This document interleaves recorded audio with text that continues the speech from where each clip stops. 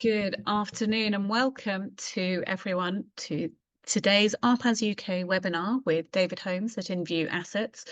Today we are looking at proactive versus reactive asset management. And it's going to be a fascinating topic. It's obviously highly valuable one, particularly at the moment with costs across the board being what they are. What can you do? What can we all do to ensure that we keep a better track of those in the future, and how we can do that to aid other companies as well? David himself has a background in GIS and geography, has worked for and across FTSE 100 companies as well as large charitable organisations, and is a member of the Royal Geographical Society. So he knows his stuff on that side of things, which we're delighted to be able to say. David, I'm going to hand over to you and let you take over, because I think this is very much your ballgame. Well, hopefully it's going to be interesting for everyone. And thanks for tuning in, as it were, whether you're listening to this live or on the recording.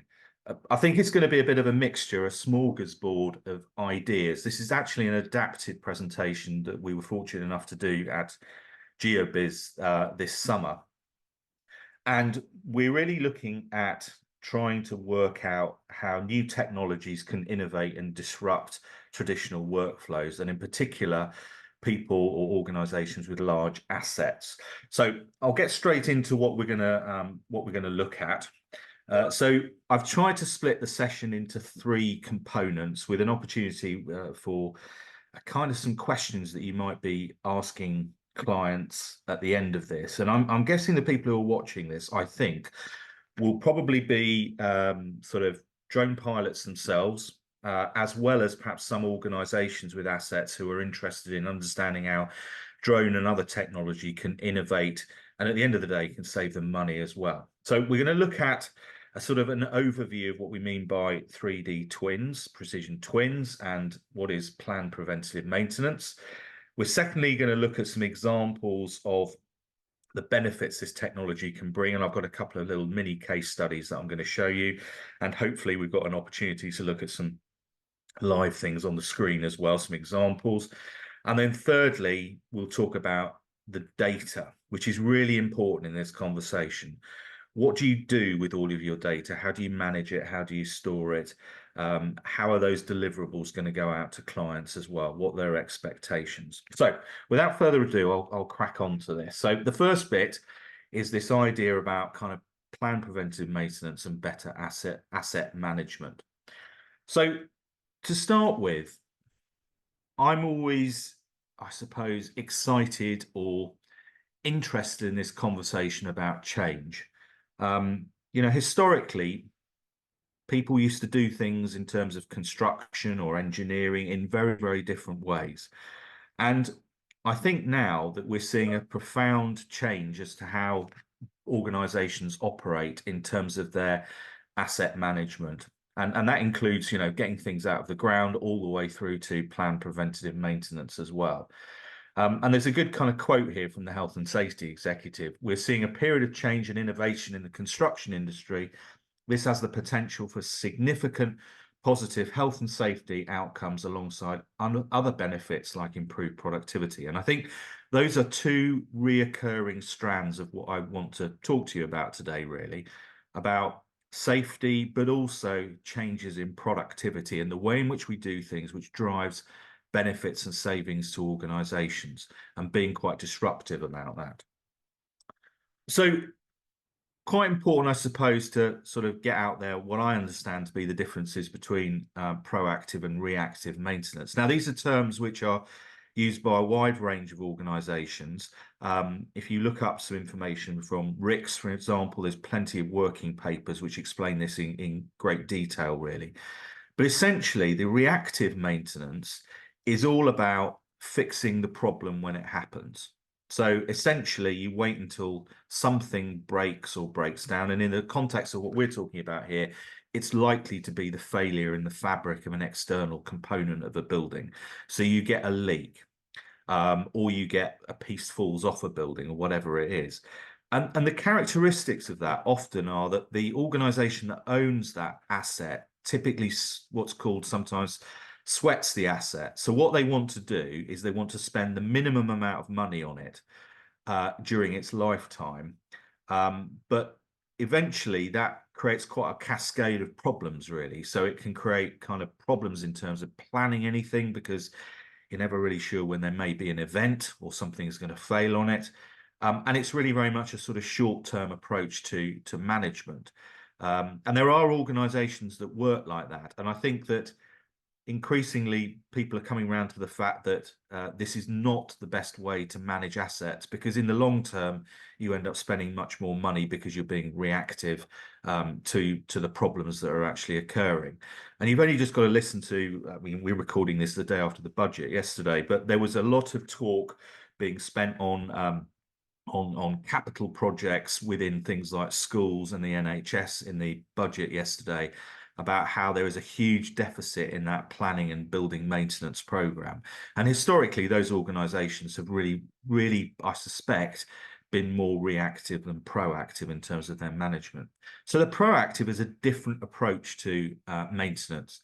It's really data driven. So it's understanding what the asset is, what its lifespan is, and scheduling and managing a program of works which extend the life of the asset and also keep it operational for longer, and giving it effectively a longer lasting value.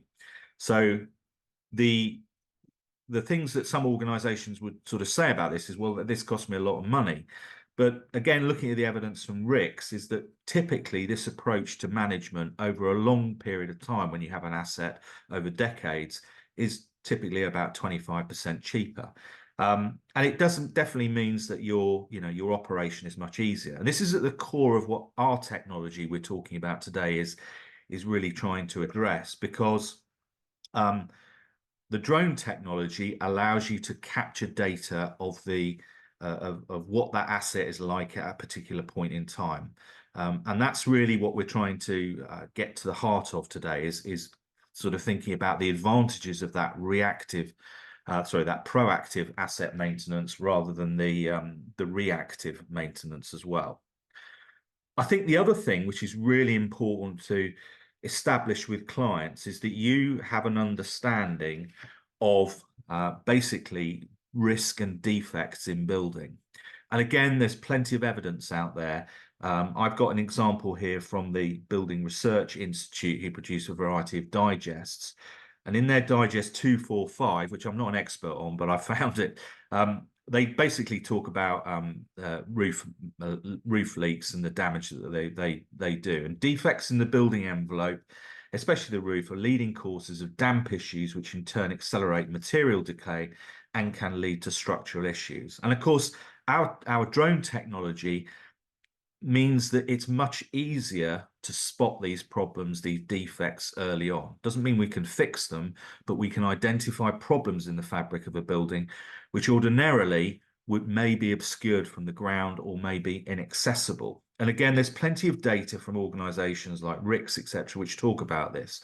So for instance, 60% of commercial building repair costs are linked to moisture ingress, most of which is through failures in roofing systems. And again, if you look at social housing, and we've got an example of this as a case study a bit later on, some companies we work with, but 50 to 60% in that sector of reported issues are to do with roof failure and ingress of water.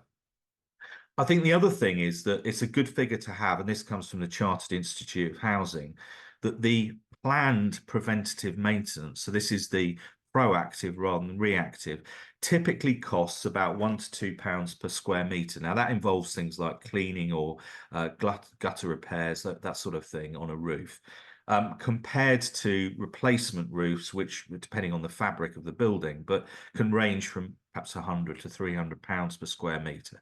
So you can see that roof replacement, if you were talking about doing this every 20 years on a building, because you have essentially a reactive asset management approach, becomes quite expensive.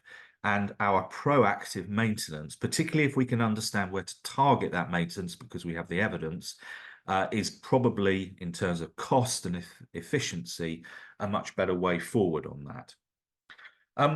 I think the other thing which is linked to this, which is really, really important as well, is that if we look at a traditional workflow of how we would inspect a building, particularly from the ground, then normally that might be done by a surveyor. Now, of course, the surveyor can, in some instances, get roof access, or we can employ, a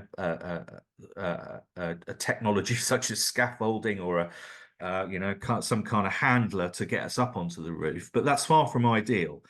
And there's plenty of evidence out there that that approach, rather than having complete coverage of the asset, which is what we're trying to look at with our drone technology, misses your defects on occasion, so you don't see everything. That's because you're kind of quite close to the asset and it may be difficult to access all points of it. You can potentially misidentify defects as well. And critically, those defects are untraceable, because still in a lot of asset management regimes or approaches, what's happening with that is that it's still largely paper-based. So a surveyor or a structural engineer will come in and they will produce a report which is paper-based.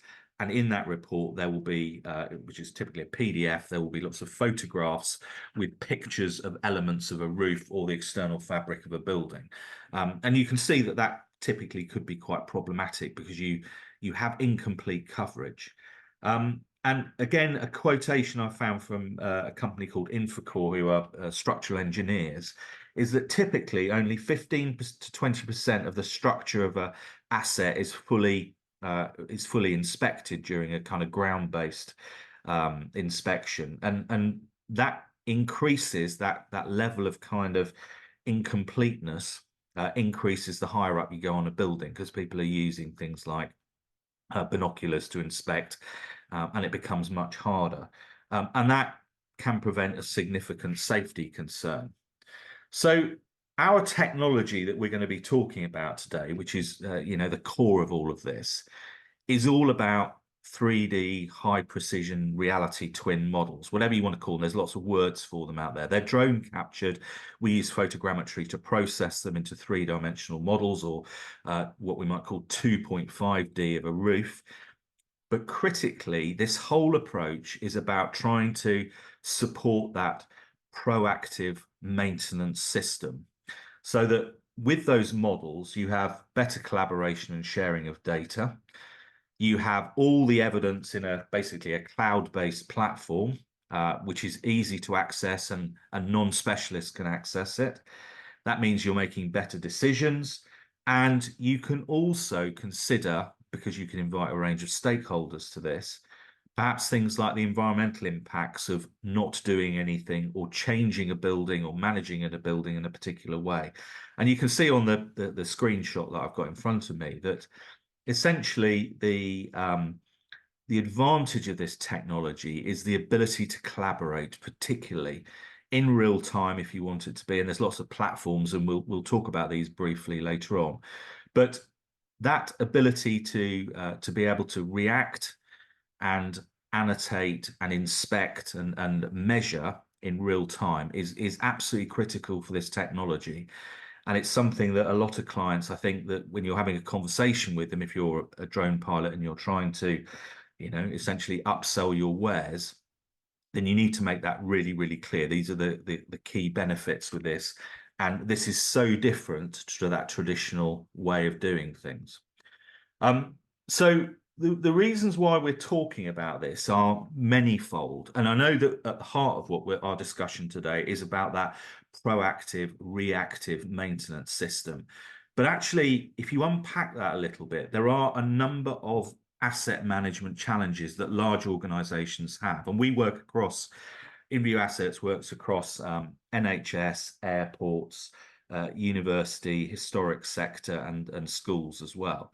And all of those organizations have similar characteristics, and they have a large asset portfolio, and ordinarily, or nearly always, they will have incomplete records of the asset. That doesn't necessarily mean its condition, although that's highly likely, but they will have incomplete records in terms of just information about the asset, because the assets they have on their estate are of different ages, and the plans have been lost, or the plans were done in, I don't know, kind of hand drawn in the 60s or 70s, or they haven't been converted to CAD, or some of the plans are in BIM. So they're all different in terms of that sort of asset management that you've got. And that creates a lot of problems for people moving forward in terms of how you better join up all of these pieces of data. And that leads me to my second part of this, is that data is often siloed. So it may be that you have an estates team who are heading up your asset, but typically that estates team won't have access to all this information. Or sometimes what we find is that information is actually lost as people move to different posts or retire or change jobs or whatever. And I think the third reason, which is critical as to why a lot of organizations really want to know more about their assets, is resilience and sustainability. What is the risk that the asset that we've got is going to be damaged by climate change, increased storminess, or freak weather events, or extreme temperatures? What do we know about it?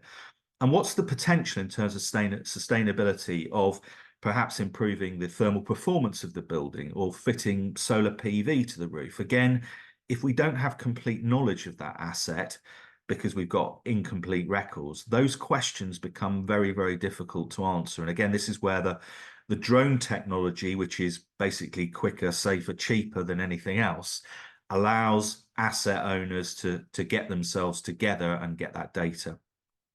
And over on the right-hand side, I've got really, a sort of linked set of opportunities and benefits which come directly out of that. So, the use of this sort of technology improves operational efficiency. Ultimately, it reduces costs, and it can reduce costs quite substantially. It enhances your kind of environmental social governance, because you may be reducing the number of visits to sites because you hold things digitally as well. And really importantly, you can create an accurate physical representation of your environment, of your assets, which can help a wide range of stakeholders. Imagine that you're a contractor and you're going to go and work at a complex site like an airport or an NHS hospital. Being able to sort of understand the layout or the risks of the site, or where, I don't know, where the windows are, or which is the direction the roof's facing, whatever it happens to be, with a 3D model which is drone captured, you can understand that so much quicker than any other technology. And it's, for a lot of organizations which may be involved in complex tenders, that would be really invaluable information. The other thing is that I think as well, across different departments, and we work with universities where there are kind of academics in geography, so we do some things for Exeter University, and also we work with their estates team. They tend not to work together. They're quite siloed in their mentality, typical of a large organization. And our technology is able to sort of bring together those two elements of geospatialness, if that's such a word. So in the geography team, they kind of work with Esri and GIS and that sort of thing. And in the estates team, they work a lot more in terms of AutoCAD and Revit. But the technology and the outputs that we create can work in both of those platforms, and it presents an opportunity for people to be able to join things up. So I've just got to go and let my family in at the door. Hang on a second. I'll come back. While we wait for David to return, I hope you're all thinking about your questions that you might like to ask him in due course too. Welcome back, David. Sorry, it's one of those things. So part two, they knocked on the door at the right time though. Part two looks at some examples now of social, economic and environmental benefits, which again, I think are really important in terms of being able to sell your skills, your deliverables to different clients to work with them. So I always like, when we're introducing ourselves to clients, I always like to sort of reiterate the benefits of what we're trying to achieve, again, within this wrapper of proactive versus reactive maintenance as well. So the drone technologies that we use can offer clients a lot more accurate representation of what their assets are. So complete coverage of their assets, no surprises, no hidden areas. So much better than, again, the sort of traditional workflow of surveying from the ground, where there are lots of blind spots, essentially. And, you know, because we are generating things which are scaled models, you can check against as-built layouts as well, so CAD plans that you may have in existing. The other thing is that clients really don't understand that the technology of drones is so much greater than just sort of taking pictures, that now it's relatively easily, if you've got the right skill set and the right software, to use photogrammetry to produce like-for-like outputs that are comparable with ground-based laser scanning. So in addition to your 3D models, point clouds, CAD and scan to BIM as well is all possible with the right workflows as well. And I think the majority of asset owners don't understand that. They still see our drone technology as basically taking pretty pictures rather than it being a quantitative tool of measurement. And of course, we always reiterate these ideas that we're basically quicker than the ground-based teams to do this, that we can do it faster and we're less invasive as well. I think this sort of technology as well can help with larger scale estate planning. So if you're looking to develop a piece of infrastructure in a state, you can look at the impacts of it on a kind of high resolution scaled model that you have of your estate and think about things in a slightly different way, looking across different stakeholders. And if you wanted to put it into GIS, that would allow you to do some spatial analysis and modeling as well.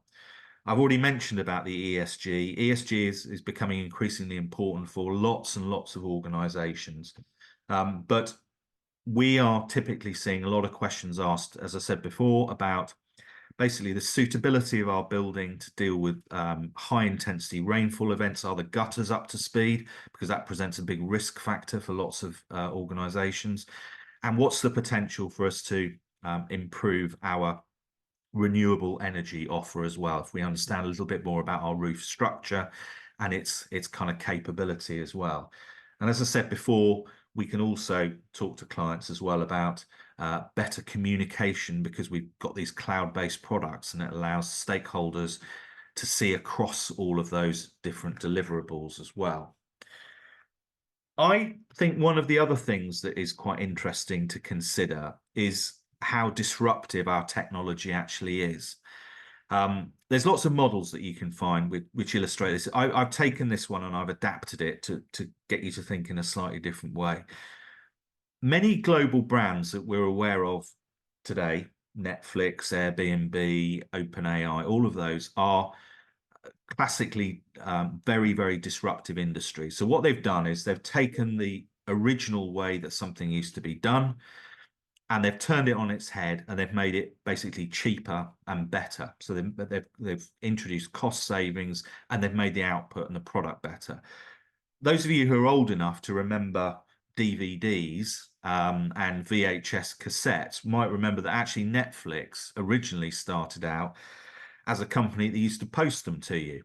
So you get one in the post, or the competitor was sort of Blockbusters, I think. But Netflix turned that on its head by creating a video streaming platform. The technology allowed it to stream videos real time over some sophisticated kind of cloud-based technology. And that was all brought about because of increases in server power, and also the fact that we were getting quicker and quicker broadband into our homes as well. So that's a good example.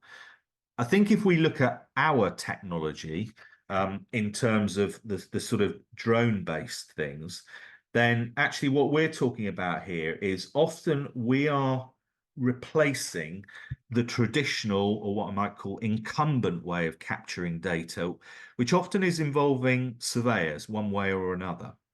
And that they're quite protective, quite rightly, over their equipment and their workflows around that. So, those of you, some of you may even, who are listening to this, may actually be surveyors, I don't know, and you may do some drone work on the side as part of that. But you'll know that surveying is quite expensive to do, simply because a lot of it is obviously related to the skill set, but it's related to the kit that's being used. So You know, ground-based laser scanners are a lot of money. They're 50, 60, 70,000 pounds.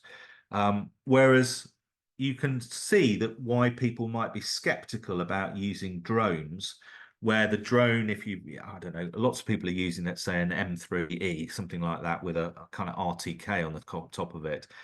That drone can capture data which is of equivalent quality if it's done in the right way to a ground-based laser scan, and it's doing it quicker. And of course, what we're trying to represent here is that crossover line, which is where I think we are at the moment, really. That there is skepticism about using drone technology because people don't really understand it, or they don't trust some of the outputs from it. But actually, it's a massive gateway to basically improving performance and efficiency, and for those organizations, saving costs. And we have this kind of conversation with clients about this because ultimately, if you're dealing with asset management and this proactive reactive debate, if you know where you are likely to see failings in the fabric of your asset because you have a complete model of it, you've got complete coverage of it, then that allows you to target repairs. So rather than having to scaffold an entire building at tens of thousands of pounds, you can work out that, right, we've got some evidence from a drone model or whatever it is, that we've got a problem in the flashing or in the slip tiles or whatever it is on that end of the building. Therefore, we can target our repairs and we can get £2,000 worth of scaffolding to fix that problem rather than it being £20,000 to tent the whole building or whatever it happens to be. And that's where our technology is key in this. It allows you to target those proactive repairs and maintain the fabric of the building as well. Linked to this is questions about how you overcome what I call sector inertia. And typically we will be not challenged, but we will be asked questions like this, of which I think you have to have some pretty clear answers and some ideas about how you're going to have a conversation with clients about this. And typically they range to things like, well, we can see our roofs on the ground, so why do we need you to take photographs with a drone? Or we'll get questions about things like, well, we haven't got additional money to spend on a drone survey. Or typically you may have clients who say, well, look, we had a drone survey done 2 years ago, so we know what the problems are with the roofs. And another one is that we only see flat roofs as being problematic, so we don't need you to do the pitched roofs or whatever. These are all common issues that you may be facing. Now, I'm not going to spend my time now trying to go through what I think I would say to a client about these, but I think they are legitimate questions that clients have, very legitimate. And you need to be able to, as a drone operator, if you're listening to this, navigate a course through them so that you are confident in terms of delivering outcomes or delivering answers to these, which are going to make it almost impossible for someone to refuse you not to come and redo the survey. So for instance, let me just take one of them for a minute. So if I just take this one, we can see our roofs from the ground, so we don't need a drone, basically. Now, at one level, that's a legitimate kind of option to say that, but generally, I go back to the slide that I was talking about, that the chap from 𝗵𝗀𝗶𝗶 put together the notes for it, that quote on it. When you are observing things from the ground, typically, if it's relatively tall building, you'll be using binoculars. You're going to get incomplete coverage of that. You are going to miss things. Or there will be areas of the roof, because of the configuration of the hips or the ridges or whatever, you simply can't see or you can't get access to. So yes, you can see the roofs from the ground, but that's a very different proposition to having a 3D model of your roof and sitting it on your desktop or in a cloud-based platform where you can see it, because then you have the time and you can analyze your roof in a systematic way, because you can sit down in front of it with a cup of coffee or a cup of tea in front of you and go through all of the roofs in a way that it means that you're not much less likely to miss things. Whereas a surveyor or a maintenance person stood on the ground, they are much more likely to miss things because they're going to be distracted by other elements of what they're going to see. And also it becomes quite difficult to do it systematically using that kind of ground-based technology. And I think there are answers to all of these questions. And it's not to say these questions, as I said before, are not legitimate, but I think if you're talking about this to a client, you need to have some robust answers as to why you think your technology is much better than what they're existingly doing, because you'll be challenged against it. And as I said before, that sector inertia is commonplace. The other thing, and this is an ARPAS slide actually, but I've nicked it and I put a different quote at the bottom of it. That's okay. But the other thing which I think is key about what we're doing is that we are de-risking the workflow. And I think increasingly risk in construction or maintenance or property management is going to become something that estate owners and managers just want to get rid of. They want to de-risk it. And essentially at the moment, all of that risk is managed by traditional approaches of having manual roof access. And that involves quite a lot of paperwork for people as well. It may involve kind of wearing PPE as well, but it involves getting out onto the roof and managing that by using scaffolding or climbing access or whatever it happens to be. And there is still a degree of risk associated with that. Now, you've reduced the risk because of the way in which you're managing it, but there is still a degree of risk that you've got. And therefore, our UAV technology, which sits up here, which is more effective, carries proportionately a much, much, much lower risk than anyone being out on the roof, even with all the correct paperwork for the roof as well. And I found an interesting quote, which is from Construction News, which is written by a lawyer. And that lawyer has said, the cornerstone in any defence in a health and safety case is that the defendant is able to demonstrate that they did everything reasonably and practically they could to prevent an accident from happening. Okay, which makes sense to me, I think. And he's then added this comment, which I think is really interesting for our sector. It therefore follows that if the use of drones can remove the danger of working at height, it is legally incumbent on an employer to do so.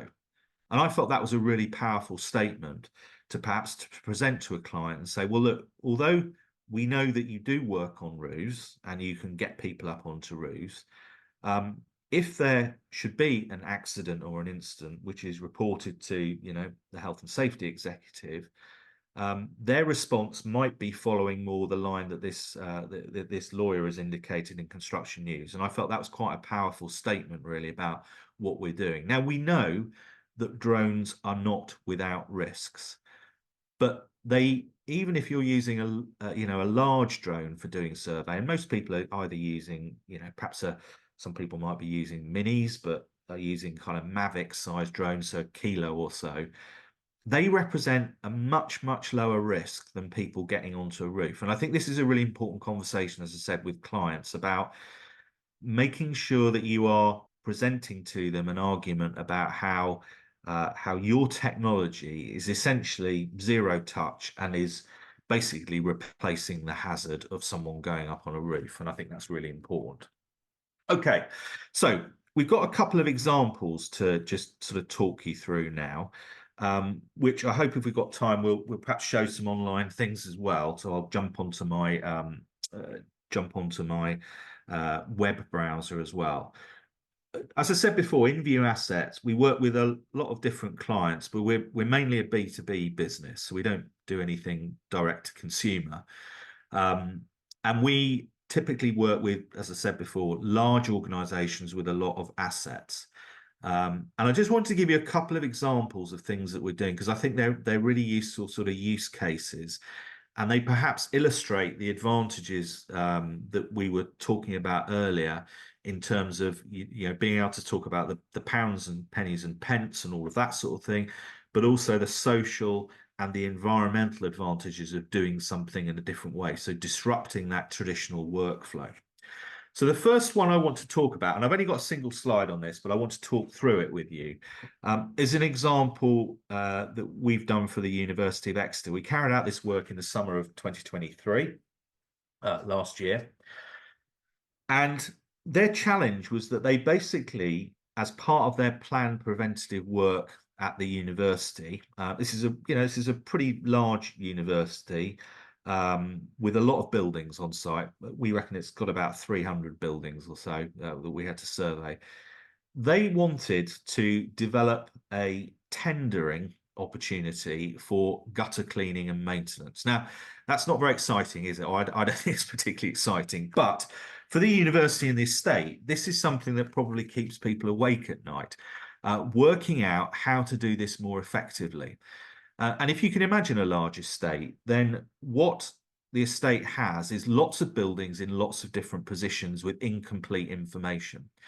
So the traditional way of doing the gutter cleaning is to employ either an external contractor, and before this they've been doing it internally, is to basically say, well, we'll clean this building once a year, we'll do the gutters on it once a year. And of course, that's a huge waste of resources, because there are some buildings where they are overhung by trees, or in areas where you get lots of accumulation of debris and leaf litter into the gutters, and others when they're in very open areas and they're quite high up and quite elevated, where there's very little debris that ends up in the gutters. So what they needed to work out was how they could get effectively a dynamic gutter cleaning program, having understood more about their asset. And they also wanted to outsource it as well. So it was almost doing two things in one example of a kind of use of your drone technology. So what we were employed to do was to do a couple of different things. Is that for every single building, they wanted a CAD roof plan of it. So I might just be able to show you actually an example of that. I think I've got one on the one up here that I can just show you. So here's an example. And actually for this, we used a mixture of drones to do this. This was done with a Mavic Mini. Didn't take very long at all, but it produced an ortho, which is what they needed. And we talked about the level of accuracy. With a Mini flying relatively low, it's not great. We didn't use any kind of ground control points or anything like that. It was purely to get an idea of the roof layout from the CAD. So in terms of accuracy of this, it's definitely perhaps centimeters, and even flying that at about 20 meters or so, I can't remember we did it exactly, above the roof, it's probably at best 5 to 10 centimeters along the length of the building. But we then produced a really simple 2D CAD of the plan of that roof and a DWG file as well for the client. And we did this for every single building in their estate. And so they were able to take that data. So that was one of the outputs. And we also took photographs with the drone of the round the outside of the building, of the state of the gutter at the moment. So we sort of flew at 45 degrees all the way around the perimeter of the building, taking a continuous set of photos as well, quite close on the guttering, so they could see the condition of the guttering and how much debris was in it. And then we did a fly round orbit video of every building as well. And all of that was put together into a tender package for the gutter cleaning contract. Now, this would have been a big contract. As I said, probably about 300 buildings on the estate. There are split sites. They've got one in the centre of Exeter University and another site in actually at the university itself. I would imagine that this is annually worth something like £500,000, probably a bit more for the gutter cleaning to an external contractor. But one of the key reasons they wanted to do it like this, so they produced a tender pack, was that it enabled the people wanting to tender for it to have a complete set of information, contextual information about what it was they were up against, what they had to do. And also it allowed them not to basically say, after they'd kind of embarked on the tender or embarked on the work, say, well, I didn't know that building was like that. So they had complete information and there was no sort of comeback. When we did this, we produced about 200 gig of data, 17,000 separate files. That included CAD, images, orthos, all of those sorts of stuff. And we delivered it ahead of schedule and ahead of budget. In actual fact, it cost us slightly less days. We were quoting on a day rate to do it rather than an entire job rate, because it was complex as well. And we delivered the cloud-based sort of data on a big spreadsheet for them as well. And that meant that we were doing a lot of the meeting work with the university using Teams and things like that. So we were reducing the carbon footprint as well. And the other thing that this is being used for as well is that sort of sustainability agenda, understanding more about what the roofs are like, their condition, and particularly the volume of their guttering, how much water they can handle. So that was one example of a piece of work we did. Another one which is very different, but I think is equally useful in the sort of context of technology, is we work with an organisation called Plymouth Community Homes. They're a large social housing landlord. They've got 16,000 properties in Plymouth, 35,000 people in those properties as well.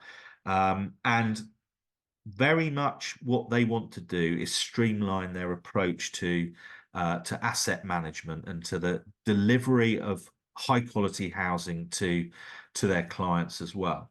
And essentially that is understanding more about what their assets are actually like. So we work with a lot of them on things like roof maintenance and roof building and condition. And that is part of their planned preventative maintenance. But just as an example here, one of the pieces of work that we did for them was to try and help them understand, for this particular, this is a tower block, whether the cracks in the wall that they'd seen from the ground, cracks in render, were actually leaking. And we set up some thermal imagery on one of our drones. And I don't know whether you can actually see it in the photograph here. If I just get the pen thingy out on here, you can see here there's some dark patches, and those correspond with where the external cracks are on the render. And this was just another piece of information which added to their sort of, I suppose, their gut feeling that that part of the building was actually leaking. Because those dark patches indicate different temperature profiles of that wall, and it's fairly clear from those that you've got penetrating water into the fabric of the building as well.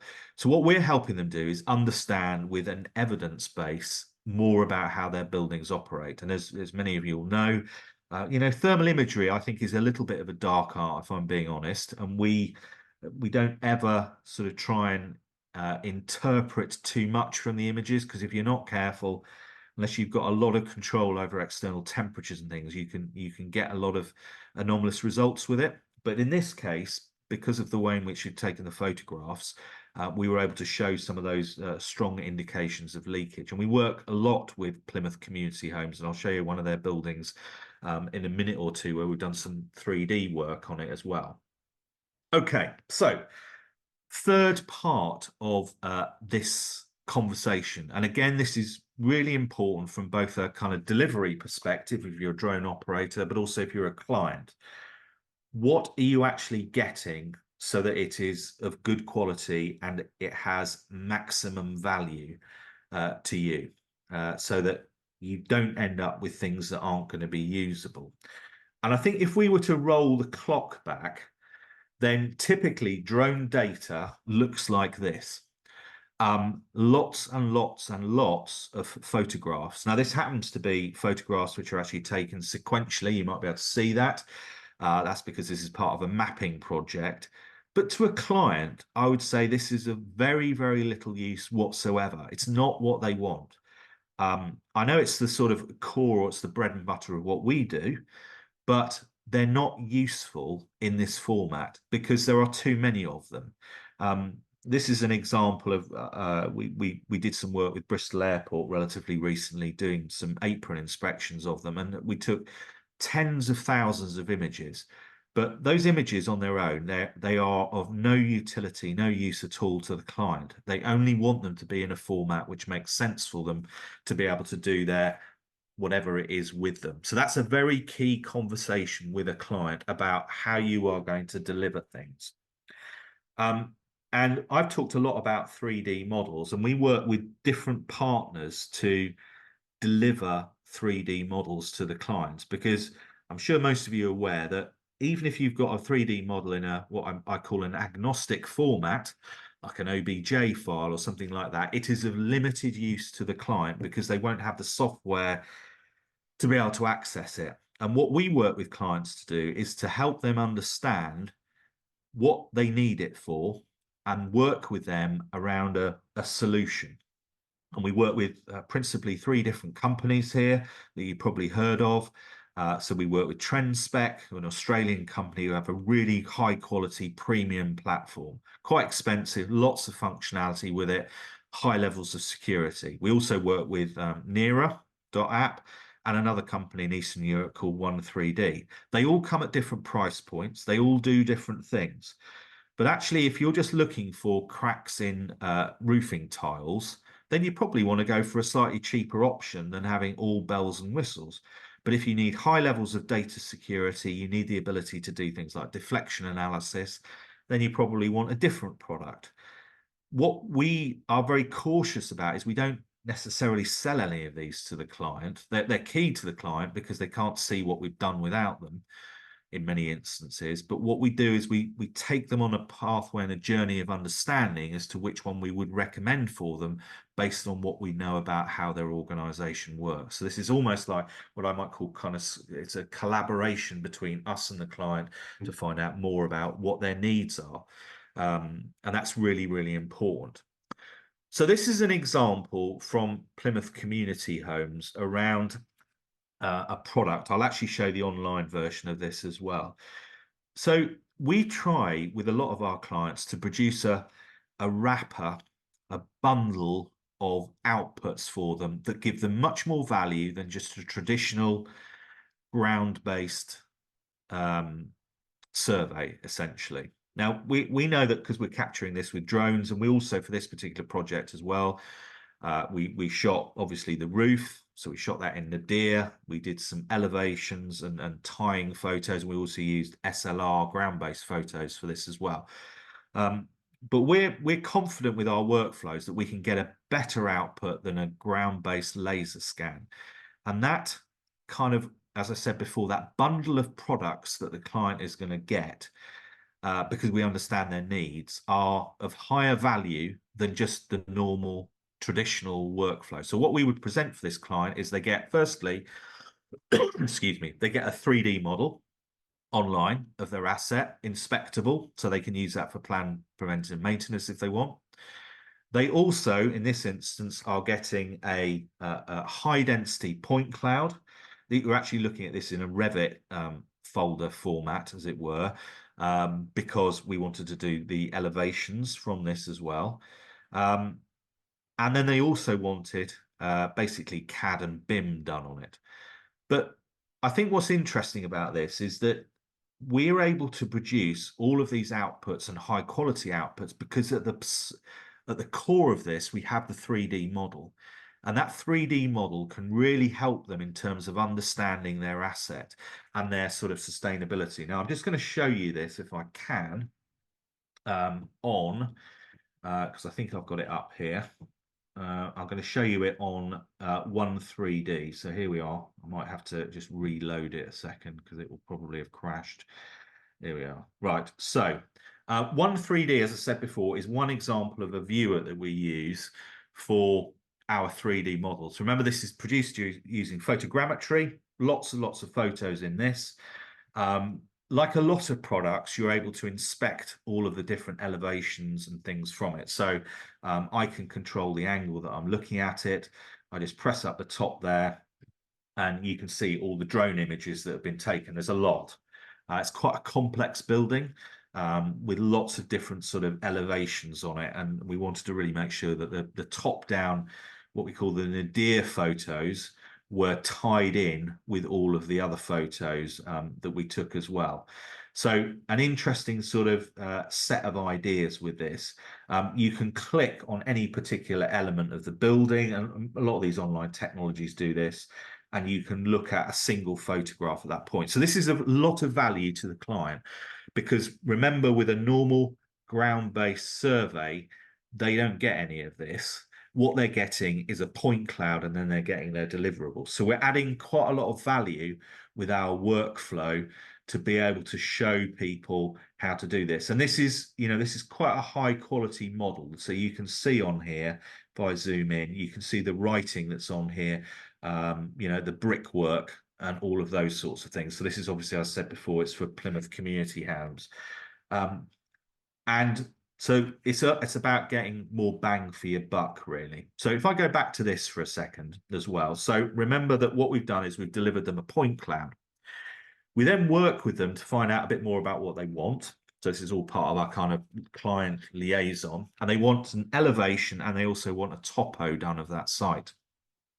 Here's an example of the elevation and topos that we've done. We outsource these to a range of different organizations and technicians that we work with. We're pretty cost competitive on it. And we think that our CAD drawings are better than the majority that you would get from a kind of normal ground-based laser scan, because the CAD technician has the 3D model to have a look at as well, so they can give it more detail. And you can see on here there is a lot of detail on this particular 2D elevation. And we actually did, as an experiment on this one here, we got a ground-based laser scan, we paid for it, and we got the CAD elevation out of it, and it was nowhere near as detailed. And similarly for the topo that's on the right-hand side. So a lot of detail and data. One of the outputs also that the client wants as well is they want a scan to BIM solution. So our same photogrammetry data goes into that and produces basically the Revit model that the client wants as well. And we increasingly find this is what clients need, as well as the 2D elevations, because in the world of architecture, people are moving across from kind of basically from AutoCAD, which is a 2D product, into Revit, which is a 3D product as well.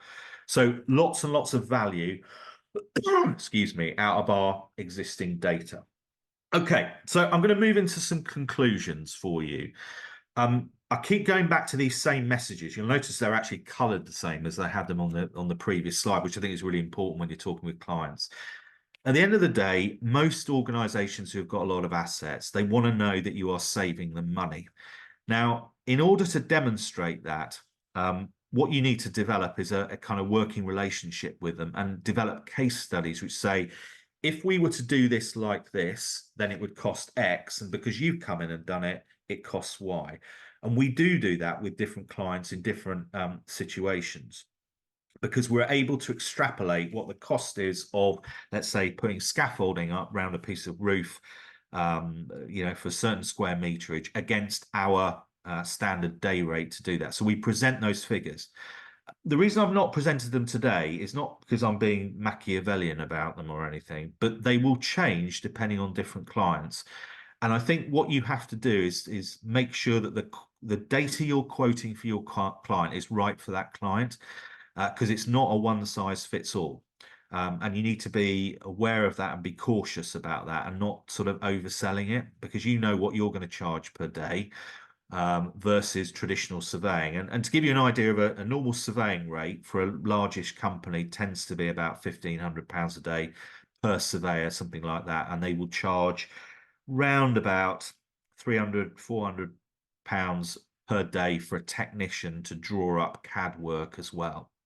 So you can kind of do some of those bits of maths once you have those figures as well. But we keep going back to the advantages that we're bringing to the client in terms of that collaboration and communication, that transparency, the links to ESG as well, and particularly around our risk and mitigations and all of those sorts of things. And critically about data-driven decision making. And you may be working with clients who, for instance, excuse me, are you know, having to manage tall buildings where they'll be talking about building safety case, Hackett report, and they might be talking to you about single source of truth and golden thread of evidence. And I think having that same language as them is really critical, so that you can align your deliverables with that as well.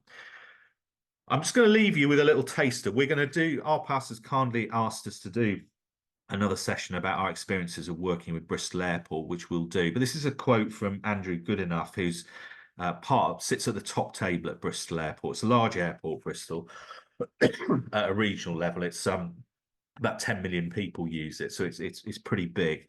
But he has, you know, kindly provided us a quote here about innovation. I think this is really appropriate for what we're talking about today. Innovation is key in our sector, as is risk mitigation. When comparing to traditional approaches of inspection or to competitors, use of drones was miles ahead on time, cost, and efficiency. And I think that's a really powerful statement there, that, you know, Bristol Airport, a large organisation in the southwest, big, and we've kind of got them looped into this idea that drones can do things better, quicker, safer, cheaper, all of that. And that's a really important success story for us. We want to be able to, you know, celebrate that, really. There are also lots of reports that you can find which come from organisations like Ernst & Young, EY, which are talking about technology. I think it's really important when you're speaking with clients to talk about competitive advantage, efficiency, costs, and things like that.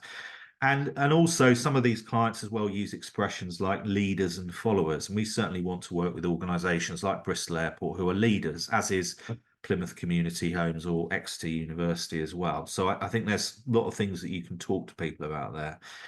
I'm going to leave you with this slide now, which is really discussion items with a client.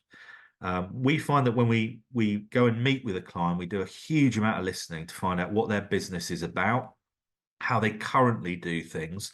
And we're not trying to sell anything. We're just trying to work out more about whether or not our technology is a good fit for them, because sometimes it's not, and sometimes we're not cheaper than other ways of doing things, but inevitably for large areas and complex assets we probably can be as well. So we sort of prompt conversations after we've sort of shown them some things about why they think this technology would be an advantage to them. How can they see it generating cost savings against existing ways of procuring maintenance contracts, particularly around proactive and you know, maintenance for buildings and assets. There may be examples where I think it won't work well for whatever reasons. There could be sensitivity around taking photographs in a particular area as well, GDPR. There's all sorts of things that clients quite rightly have concerns about. Often they might also see advantages for different stakeholders or clients or customers in terms of using this sort of technology as well. And then the big question is, how do you start? Because if you've got a really large estate owner, then it's not possible to go out and fly all of their buildings. You need to be able to do it in such a way that they have to do it quite quickly, but in a way which is manageable. So there we are. I'm just about up to the wire. I shall leave you at that point as well. Eleanor, I don't know whether you want to jump back in at this point. I am indeed going to jump back in. David, thank you. That was an extremely comprehensive look at this side of things, and there are some really key important things for us all as an industry to be thinking about and looking at there, including sort of one of the key takeaways for me within this is how you're approaching this and how you can solve the problems that organizations are facing using drone technology. One bit that you picked up and showed in one of your slides, which I liked as well, was in particular when you were, I think it was the Plymouth housing, community housing that you were looking at, and it was how that it's so much less disruptive to people living there, and that must be, that's a huge factor. I know it's something that's come across in a Catapult report previously as well. That's right, yeah. But the impact on not having scaffolding outside your window for weeks on end, months on end, while you're waiting for somebody to turn up and do some work can't be underestimated. The effect of light not coming into your rooms when you live there, the effect of being worried that somebody might climb that scaffolding and gain access to your home. These are all things that I think you can't necessarily put a tangible financial number to them, but the fact that drones sort of enable you to gain the data that you need without without sort of causing these issues and causing these stresses to people living in homes is huge. It is absolutely huge. I mean, the way we manage this with Plymouth Community Homes is that because we fly quite a lot of drones around their properties, people are it's become normalized in many ways for them, and they basically send out a note to residents, an email, a communication saying that we know we're going to have some drones operating in this 2-week window. We normally go for a 2-week window depending on weather, and we've only ever had positive reaction from residents who are sort of interested in what we're doing. But we've never had any negative, negative comments about invasion of privacy or anything like that as well. So because it's become normalized for that company, and we, as I said, we do it in lots of different places with Plymouth Community Homes. I think the residents are, well aware of what's going on. As you said, yeah, they don't want the scaffolding up, or they don't want the cherry picker outside their house, which is much more, I suppose, incumbent on, giving them a sort of more of a intrusive feeling, really. Yeah, indeed. Indeed, absolutely, all of those. Thank you. I think you've approached both this webinar and the topic as a whole in a really interesting manner. I think some people might have expected this is very much a webinar on this is what you do, and then you do that, and then you do that. I love how you've taken, as I said, the challenges that organisations face, and you've worked out, and you've almost provided sort of a workflow there for those who are here on the webinar to think about how you go about convincing a company that you are right, and even actually sort of acknowledging that maybe you're not the right company, but at least you're starting to have conversations, which means that people are more open to the topic. They are more aware also about the data opportunities that potentially are there for them. While drones may not be right now, maybe in a year or so, when things have changed slightly for an organization, then it becomes something that really is an option. We tend to downplay the fact that we're a drone company. I know I probably shouldn't say that on this webinar, but if I go to a client, I will take in a small Mavic or something, if I've not met them before, and I also take in a saw as well, just like a normal hand saw. And I asked them that if you're employing a carpenter, do you want to see his saw before he starts any work? And it's the same with the drone, that actually they're not really interested in the drone. Is just a tool to capture the data for the delivery. Exactly. And I think sometimes we become a bit obsessed, perhaps within the sector, about the drone itself, rather than its really high value utility to get some excellent deliverables for clients. Indeed, absolutely. As you say, you end up using a variety of different size drones, and that side of it is interesting within sort of almost internally within the drone industry. People talking about what can potentially deliver really good options, but at the end of the day, what the customer is after is the data. Yeah, data is key. Yeah, and access to it. Does anyone out listening in and watching in have any questions they would like to ask? I feel that David has been extremely comprehensive, so it may well be that at this stage you don't have any questions. David, I will ensure that your contact details are on an email when I send it around to organisations, and again on the website. With the Watch Again link, your details are there so that people can contact you for further information. Any questions?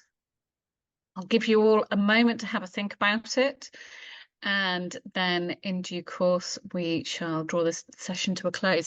David, I think you mentioned when we were chatting previously that you've been a teacher in a previous life as well. Or you've worked on presenting at various levels, and that definitely comes across. Okay. It was very informative. It really feels like you're sort of not just on a screen, but you're actually there talking to us. Absolutely fantastic. Thank you very much indeed. You're welcome. Thanks for the opportunity. Well, our pleasure. So we have a question here saying, how do you convince clients to purchase a cloud subscription? Okay, good question. Yeah, so we present them with different cost profiles. So the 1.3D, if you look them up, is really very, very cheap, depending on which sort of product you want. And I think they've got a version for about £100, which allows a huge number of models on it. They're kind of on the back of a bigger telco company which does towers and inspection like that. So I think this is about cost. I mean, some people host their own data on their own servers. That is a real important one to get right, is that if you're using different photogrammetry software, you've got to work out how to get the right output to the client, and we've spent a lot of time doing the research around that. But as I said before, I think, you know, there's some big players out there. Nearer is good. I recommend One3D, and TrendSpec is good, but they come at different price points. So you just have to put that into the job, basically, depending on how many assets they've got. That's a very valid point. And we know that certainly in sort of early days of the drone industry, as you mentioned previously, people would send through huge files that then the client couldn't actually access at all, and that actually it's given that it is all about the data, that it is really important that the company can work out what is the best solution for them. Do we have any more questions at the moment? If not, I will make sure, as I said, make sure that David's contact details are there, and you can always follow up with him that way indeed. Thank you very much, everyone, for joining us today for an extremely comprehensive look at proactive versus reactive asset management.